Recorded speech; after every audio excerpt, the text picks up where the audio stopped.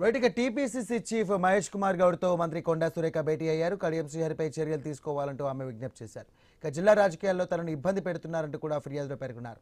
CM రేవంత్కు కూడా ఫిర్యాదు చేశారంటూ కూడా తెలియజేశారు. కడియం సురేఖ వివాదాన్ని పరిష్కరిస్తామంటూ మహేష్ కుమార్ హామీ ఇచ్చారు. ఇక ఈ సందర్భంగా త్వరలో ఒక నిర్ణయం తీసుకుంటున్నామని తెలియజేశారంటూ తెలుస్తోంది.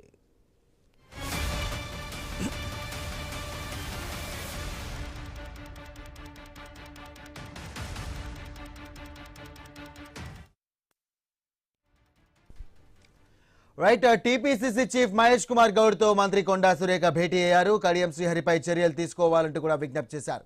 జిల్లా రాజకీయాల్లో తనను ఇబ్బంది పెడుతున్నారని ఫిర్యాదులు పేర్కొన్నారు. సీఎం రేవంత్కు కూడా ఫిర్యాదు చేసినట్టుగా తెలియజేశారు. కడియం సురేఖ వివాదాన్ని పరిష్కరిస్తామంటూ కూడా మహేష్ కుమార్ గౌడ్ హామీ ఇచ్చినట్టుగా సమాచారం. త్వరలో ఒక నిర్ణయం తీసుకుంటామంటూ కూడా తెలిపారంటూ తెలుస్తోంది. ఇదే అంశానికి సంబంధించి మరిన్ని డీటెయిల్స్ ఉంచడానికి మా కరెస్పాండెంట్ ఉదయ్ ఫోన్ ద్వారా సిద్ధంగా ఉన్నారు. ఉదయ్,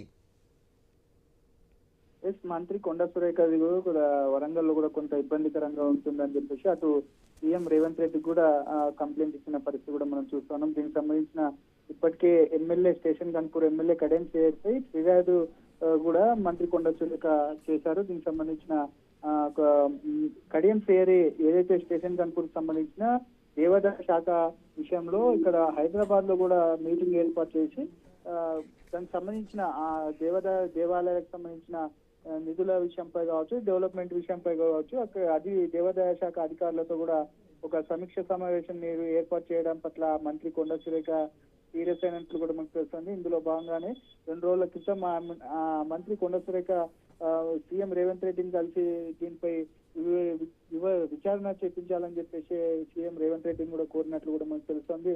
తాజాగా పీసీసీ చీఫ్ మహేష్ కుమార్ గౌడ్ తో కూడా మంత్రి కొండా సురేఖ భేటీ అయ్యారు. ఈ భేటీలో కూడా స్టేషన్ గన్పూర్ ఎమ్మెల్యే కడియం శ్రీహరిపై కూడా ఫిర్యాదు చేసినట్లు కూడా మనకు తెలుస్తోంది. కడియం శ్రీహరిపై పార్టీ పరంగా చర్యలు తీసుకోవాలని చెప్పేసి ఆమె విజ్ఞప్తి కూడా చేసినట్లు కూడా కనిపిస్తోంది. మహిళా మంత్రిని టార్గెట్ చేస్తూ జిల్లా రాజకీయాల్లో తనను ఇబ్బంది పెడుతున్నారని చెప్పేసి కడియం శ్రీహరిపై చర్యలు తీసుకోవాలని చెప్పేసి ఆమె ప్రధానంగా డిమాండ్ చేస్తున్న పరిస్థితి కూడా మనం చూస్తా ఉన్నాం.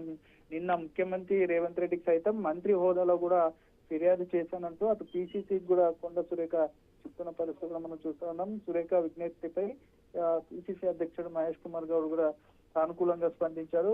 కడియం శ్రీహరి కొండా సురేఖ వివాదాన్ని త్వరలో పరిష్కరిస్తానని చెప్పేసి పీసీసీ చీఫ్ మహేష్ కుమార్ గౌడ్ కూడా స్పష్టమైన హామీ ఇచ్చినట్లు కూడా మనకు తెలుస్తుంది. త్వరలోనే ఇష్యూపై ఒక నిర్ణయం తీసుకుంటానని కొండా సురేఖ ఒక హామీ ఇచ్చినట్లు కూడా మనకు తెలుస్తుంది. ఇదే ఒక్కటే కాకుండా కూడా అటు మంత్రుల మధ్య కూడా కొంత గ్యాప్ కూడా నడుస్తున్నట్లు కూడా మనకు తెలుస్తుంది. ఒక శాఖలో మరొక శాఖలు దూరడం పట్ల కూడా కొంతమంది మంత్రులు కూడా అసంతృప్తిగా ఉన్నట్లు కూడా మనకు తెలుస్తుంది. దీనిపై ఇప్పటికే ఒకరిపై ఒకరు కూడా పార్టీ అధిష్టానానికి కావచ్చు, ఏఐసీసీ అధిష్టానానికి కావచ్చు. ఉదయ్, ఒక విధంగా చూసుకున్నట్టయితే కడియం శ్రీహరి ఈ ఘటనకు సంబంధించి ఈ అంశానికి సంబంధించి కూడా క్లారిటీ ఇచ్చారు. ఏమని కేవలం తన నియోజకవర్గానికి సంబంధించినటువంటి ఆలయాల సమీక్షలో పాల్గొన్నాను, అధికారుల వద్దకు నేను వెళ్తే అది సమీక్ష ఎలా అవుతుంది, అధికారులు నా దగ్గరికి వస్తే కనుక అది సమీక్ష అవుతుందని చెప్పేసి ఆయన కీలక వ్యాఖ్యలు చేశారు.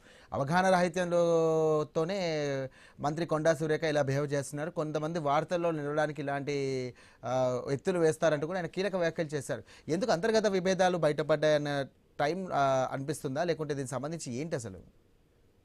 దీని ద్వారా కూడా అంతర్గత విభేదాలు కూడా బయటపడ్డట్లు కూడా మనకు తెలుస్తా ఉంది. ఎందుకంటే అధికారుల దగ్గరికి నేను వెళ్ళాను కాబట్టి నాకు స్టేషన్ గన్పూర్ లో ఆలయాలకు సంబంధించిన అభివృద్ధిపై నేను చర్చించాను తప్ప అధికారులను నేను పిలిపించుకోలేదని చెప్పేసి ఆయన స్పష్టమైన వైఖరి కూడా చెప్పినట్లు కూడా మనకు తెలుస్తుంది. దీనిపై రాద్ధాంతం చేయడం సరైనది కాదని చెప్పేసి స్టేషన్ గన్పూర్ ఎమ్మెల్యే కడియం శ్రీహరి కూడా చెప్పిన పరిస్థితి కూడా మనం చూస్తాం. దీనిపై అవగాహన లేకుండా కూడా కేవలం వార్తల్లో హైలైట్ నిలిచేందుకే ఇలాంటి వ్యాఖ్యలు చేయడం పట్ల కూడా ఇది ఆశ్చర్యపరంగా ఉందని చెప్పేసి కడియం శ్రీహరి చెప్తున్నప్పటికీ ఇది మాత్రం కొంత రాజకీయంగా కూడా చర్చనీయాంశంగా కూడా మారిందని కూడా మనకు తెలుస్తుంది. ఎందుకంటే ఇంత అంతర్గత విభేదాలు వీటి ద్వారానే బయటపడుతున్నట్లు కూడా మనకు తెలుస్తుంది. ఒకరిపై ఒకరు ఆరోపణలు చేసుకోవడం, ఒకరి శాఖలో ఇంకొకరు ఇన్వాల్వ్ కావడం పట్ల కూడా అటు అధిష్టానానికి కూడా ఒకరిపై ఒకరు ఫిర్యాదులు చేసుకుంటున్న పరిస్థితి కూడా నెలకొంటున్న నేపథ్యంలో కూడా దీని ద్వారా మనకు స్పష్టంగా అర్థమవుతున్న పరిస్థితి పరిస్థితి కూడా మనం చూస్తా ఉన్నాం. ఎందుకనంటే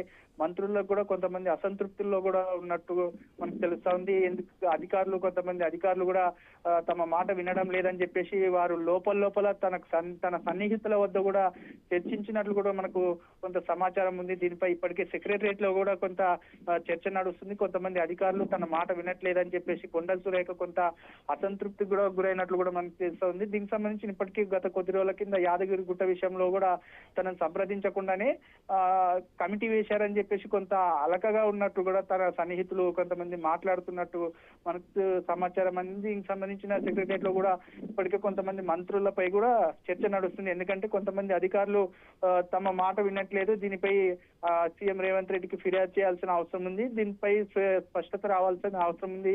అధికారులు కూడా తమకు తెలియకుండా కొన్ని పనులను కూడా చేస్తున్నట్లు కూడా వారు కొంత ఆరోపణలు కూడా చేస్తున్న పరిస్థితి కూడా మనకు తెలుస్తుంది సార్.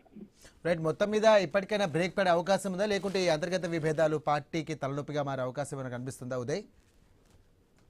ఈ వివాదం కొంత తలనొప్పిగానే మారేటట్లు కూడా కనిపిస్తోంది. ఎందుకంటే అందరూ సీనియర్లే, ఎవరికి కూడా అందరికీ నచ్చజెప్పే ప్రయత్నం కూడా అటు సీఎం రేవంత్ రెడ్డి చేస్తున్నప్పటికీ దీని ద్వారా ఒకరిపై ఒకరు విభేదాలు చేసుకుంటూ అంతర్గత విభేదాలు బయటపడే విధంగా కూడా జరుగుతుందని చెప్పేసి కొంతమంది ఆరోపణలు చేస్తున్న పరిస్థితి కనిపిస్తుంది. దీని ద్వారానే కాంగ్రెస్ లో ఉన్నటువంటి కొంతమంది సీనియర్ నాయకులు కూడా కొంత అసంతృప్తికి కూడా గురైనట్లు కూడా తెలుస్తా ఉంది. ఎందుకంటే ఇప్పటివరకు 2.5 సంవత్సరాలు అయింది, నామినేటెడ్ పోస్టులు జరగలేదు. దీంతో పాటు కొంతమంది మాకు సహకరించట్లేదు అని చెప్పేసి కొంతమంది సీనియర్ నేతలు కూడా అసంతృప్తిగా కనిపిస్తా ఉంది సార్.